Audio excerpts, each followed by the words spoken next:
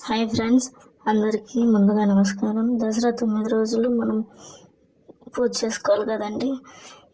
ఏమేమి సామాన్లు కావాలి, పూజా సామాగ్రి అంతా చెప్తాను. హడావిడి పడకుండా నేను చెప్పే ఈ లిస్ట్ మీరు ముందుగానే సిద్ధం చేసుకున్నట్లయితే ఇలాంటి హడావిడి లేకుండా మనం పూజ చేసుకోవచ్చు. నిర్భయంగా వినండి సుందరం. ఫస్ట్ చూసేద్దామండి. అమ్మవారి విగ్రహం అష్టభుజాలతో ఉండాలి. అలాగే ఆ తల్లి మొహం సౌమ్యంగా చాలా అందంగా ఉండాలి. చంద్రవంక కలిగి ఉండాలి. ఈ వీడియోలో చూపిస్తున్నట్టు తీసుకోండి.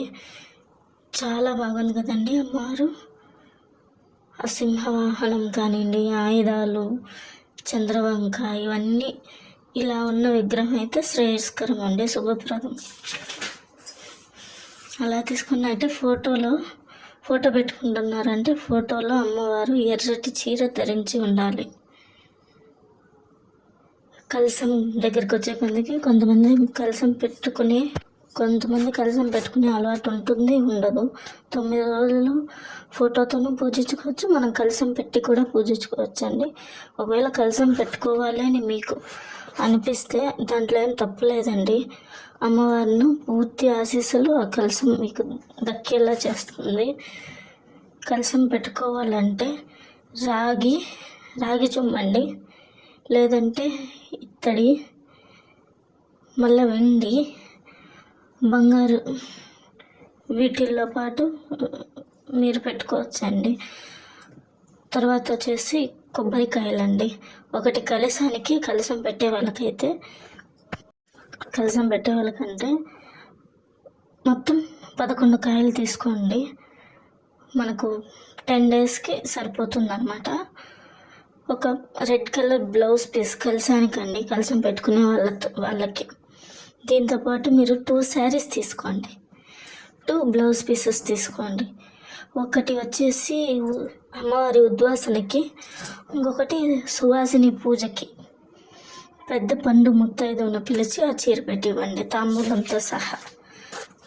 కుమారి పూజకైతే మీరు ఏ పాపకైతే పూజ చేస్తారో ఆ పాపకి పట్టులంగా అలాంటివి తీసుకోండి, మంచిది. మరొక విషయం అండి, శారీలో రన్నింగ్ బ్లౌజ్ పీస్ ఉంటే కూడా మీరు సపరేట్గా బ్లౌజ్ పీస్ పెట్టి ఇవ్వాలి. అలాగే పీఠం రెడీ చేసుకుందామండి. ఇక్కడ కనిపిస్తుంది కదా, పీఠం ఇలా రెడీ చేసుకొని బియ్యం పిండితో ముగ్గు పెట్టేయండి. మనం కింద అలాగే మనం పూజ చేసేటప్పుడు కింద కూర్చోకూడదు కాబట్టి ఒక వైట్ టవల్ తీసుకోండి మనం కింద వేసుకునేటానికి. మళ్ళీ బియ్యం అండి, అక్షింతలకి, బియ్యం పిండికి, సలివిడికి అన్నిటికీ చేరి ఒకసారిగా తెచ్చుకునేయండి. బియ్యము, రకరకాల పూలండి. ఏ రోజు ఏ అమ్మకి ఎలాంటి పూలు పెట్టాలో చూసుకోండి. లేదంటే రెడ్ కలర్ ఫ్లవర్స్ అంటే అమ్మకి చాలా ఇష్టం అండి. మీరు రెడ్ కలర్ ఫ్లవర్స్తోనూ పూజించుకోవచ్చు. ఒకటండి, ఇక్కడ వైట్ కలర్ ఫ్లవర్స్ అమ్మవారికి సరస్వతి పూజ రోజున యూస్ చేయండి. వైట్ కలర్ ఫ్లవర్స్ అంటే అమ్మవారికి చాలా ఇష్టం కాబట్టి వైట్ కలర్ ఫ్లవర్స్తో పూజ చేసుకోండి. బియ్యం పిండి అది ముగ్గు పెట్టుకోవడానికి, చలివిడికి, వీటన్నిటికీ కావాల్సి పడుతుంది. పసుపు, కుంకుమ, గంధం, అక్షంతలండి. పసుపు అక్షంతలు, ఎరుపు అక్షంతలు కూడా యూజ్ చేయొచ్చండి. గడ్డ కర్పూరం అమ్మవారికి పొద్దున్న సాయంత్రం 2 టైమ్స్ మనం గడ్డ కర్పూరంతో ఆర్తిస్తే అమ్మవారికి చాలా ఇష్టం అండి. బ్లౌజ్ పీస్ ఫస్ట్ చెప్పింది కలశానికండి, ఇది పీటపైకి అమ్మవారిని నిలబెడతాం కదా ఆ పీటపైకి. అలాగే కలశంలోకి గంగాజలము, ఒక 3 ఏలక్కాయలు, 3 లవంగాలు, కాయిను, ఇవన్నీ తెలుసు కదండి, ఏమేమి వేయాలో అవన్నీ వేసేయచ్చు. అలాగే దీపానికి మట్టి ప్రమిదలు యూస్ చేయొచ్చండి, చాలా మంచిది. కుందులు ఇత్తడివి అవి యూస్ చేయొచ్చండి. తర్వాత ప్రసాదంగా పంచామృతం పెట్టండి, చాలా మంచిది. పాలు, పెరుగు, నెయ్యి, తేనె, పుట్ట తేనె, చక్కెర యూస్ చేయండి. ఇలాగే చేయాలంట అమ్మవారికి, చాలా మంచిది. డైలీ పంచామృతం పెడితే కూడా మంచిదండి. అలాగే కలశానికి అమ్మవారికి ఎరుపు రంగు గాజులు, రకరకాల పండ్లు తీసుకోండి, కాయిన్స్, మనం ముందు రోజే నానబెట్టుకునే శనగలు, అమ్మవారికి తెల్లతో పూజ చేసి సాయంత్రం వాయనం ఇచ్చేయాలి ఆ రూపానికి, మామిడాకులు తోరణానికి, పూజ రూమ్కి, అన్నిటికీ. ఒకవేళ కలసం వద్దు అనుకుంటే మీరు అఖండ దీపం పెట్టుకోండి. నాకు కలసం అలవాట్లేదు ఉన్న వాళ్ళు అఖండ దీపం పెట్టుకోవచ్చు అండి. అఖండ దీపానికి ఒక పెద్ద ప్రమిద ఉంటే చాలండి, జాగ్రత్తగా చూసుకోవాలి. పంచపాత్ర, ఉద్దరణి, గంట ఇవి చాలా ముఖ్యమండి, పెట్టుకోండి. పసుపు గణపతి, రోజు మనం ఒక్కొక్క పసుపు గణపతి ఒక్కొక్క రోజు చేయాలి. పసుపు కుంకుమ గణపతికి బెల్లం నైవేద్యంగా పెట్టాలి. అలాగే ఒక ప్లేట్ పెట్టుకోండి.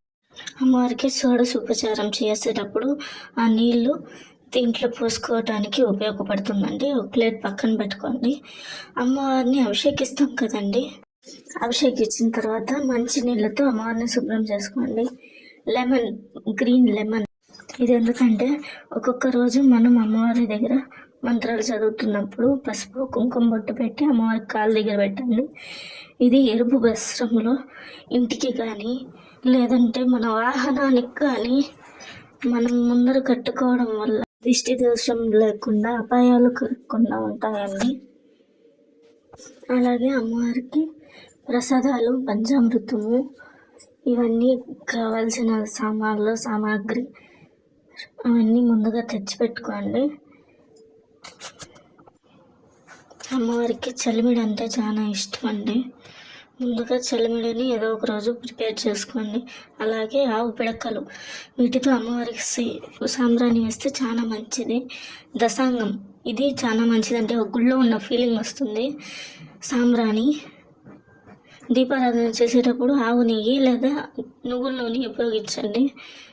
అలాగే కుమారి పూజ చేసేటప్పుడు ఎరుపు, పసుపు, పచ్చవి ఇలాంటి గాజులు ఆ కుమారి పూజ చేసుకునే అమ్మాయికి ఇస్తే చాలా మంచిదండి. పక్కన ఒక చిన్న టవల్ పెట్టుకోండి పూజ చేసేటప్పుడు. అలాగే ముఖ్యమైన విషయం అండి, ముత్యాలు, శ్రీచక్రము, పసుపు కొమ్ములు, గోమతి చక్రము ఇవన్నీ పెట్టి పూజ చేస్తే చాలా మంచిదండి. తర్వాత ఒక్కొక్క రోజు ఒక్కొక్క ముత్తైదువుకి తాంబూలంతో పాటు బ్లౌజ్ పీస్ ఇస్తేనే చాలా మంచిది. పత్తి వస్త్రం చేసుకోండి. మనకు రోజు అమ్మవారికి గణేశునికి వేయాల్సి వస్తుంది కాబట్టి పత్తి వస్త్రం పసుపు కుంకుమతో చేసుకోండి, చాలా మంచిది. ఇందాక మీకు పైన చెప్పాను కదండి, ముత్యాలు, గోమతి చక్రాలు ఇవన్నీ ఒక ఆప్షనల్ అంతే అండి. మీ వల్ల మీకు చేయాలా కావాలా ఉన్నాయి అంటే ఓకే చేసుకోండి. తర్వాత అండి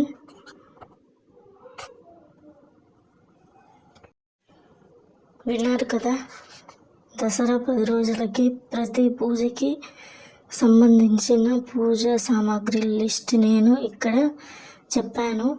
మరొక వీడియోతో మిమ్మల్ని అందరినీ కలుసుకుంటానని సెలవు మరి. సరే, సర్వం ఈశ్వరార్పణమస్తు. మరొక వీడియో కలుద్దాం. లైక్ చేయండి, సబ్స్క్రైబ్ చేసుకోండి, కమెంట్ చేయండి.